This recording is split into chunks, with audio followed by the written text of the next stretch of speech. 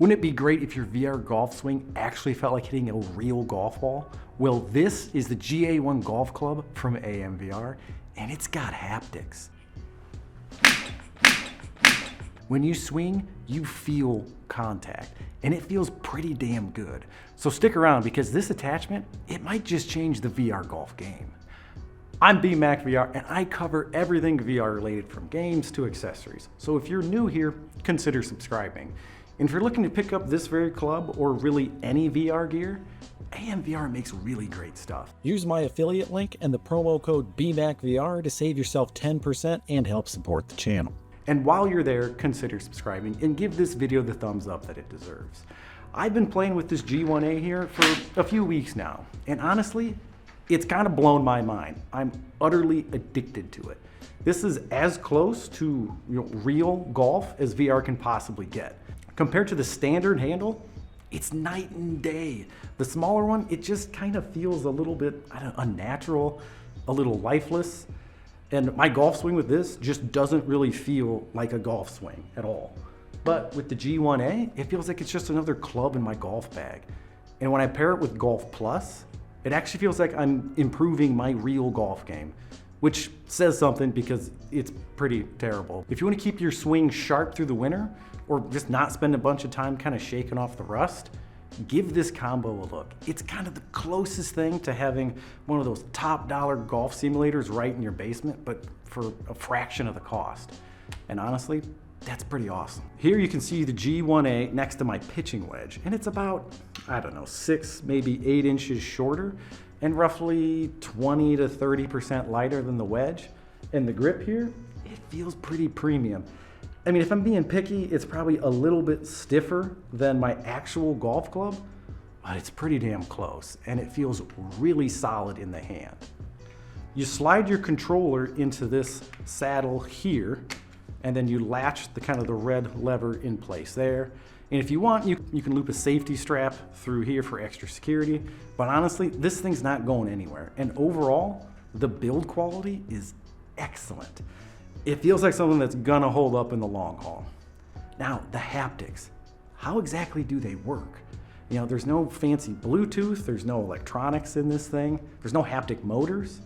I'm pretty sure there's a magnetic weight inside of this shaft here, and when you swing hard enough, you can hear it kind of slide down and slap at the end of the club. And the key there is when you swing hard enough. It's not just kind of rattling around. If you swing real soft, it doesn't clap down there. There's a dial on the back here, and you can twist that to adjust the amount of force it takes to make it slap. So, if you think it sounds gimmicky, don't. It's incredible. It feels so close to making real ball contact. Now, sure, it can't simulate things like contact with the ground, or if you kind of hit the ball off the toe of the club, but honestly, I'm glad it's not some kind of weird electronic gimmick that you have to charge or troubleshoot or anything like that. It's mechanical, it's powerful, and it is extremely satisfying and quite frankly addicting. And it just works. You put the controller in there, you swing, and it works. No thought about it. If you're thinking this club might be a bit too long for indoors, well, you might be right there. It's gonna depend on your play space. But for me, it hasn't been a problem. I'm 6-ish foot tall, and in my basement, like 8-foot ceilings. And I can swing without worrying about hitting anything in my play space. So obviously, I highly recommend this golf club. It might seem a bit pricey at first, but if you think of it as less of a VR accessory and more of like an actual golf club, it starts to make sense, and it just feels good. And while it's not a full replacement for real golf or actual range time, it's a solid tool to help you work on your game. But it's not perfect. There are a few drawbacks, and where I kind of talked about the length of the thing and how that might not work for some people. But another issue is the kind of controller fit that you see here. There's just a little bit of wiggle in the saddle here. And I can't quite tell if it actually affects ball striking or not. I'd like to know for sure, because sometimes when you hit the ball, it just goes a direction that doesn't make any sense. And maybe that's a tracking issue, I'm not sure.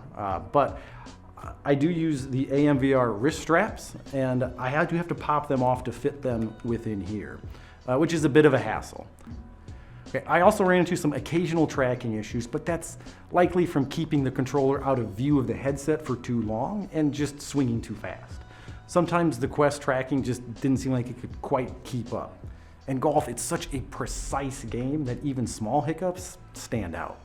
I also had to set up a custom profile within Golf Plus for this very grip, but I'm guessing, shortly that'll be just kind of natively integrated into the game as a selectable option. I highly recommend it. And if you're looking to buy it and want to support the channel, check out that affiliate code. I'm just learning how to golf, and I'm going to be golfing all winter long with this thing. Up where I live, it's starting to get pretty cold, and yeah, I'm just going to keep working on my swing, and yeah, I'll be ready for it in spring. All right, and that's all that we have for today. So thanks for watching, and I hope you found this helpful. If you did, let me know in the comments down below. If you have any swing tips for me, I'm still learning here. Let me know what you think. And thanks for watching, and we'll catch you next time.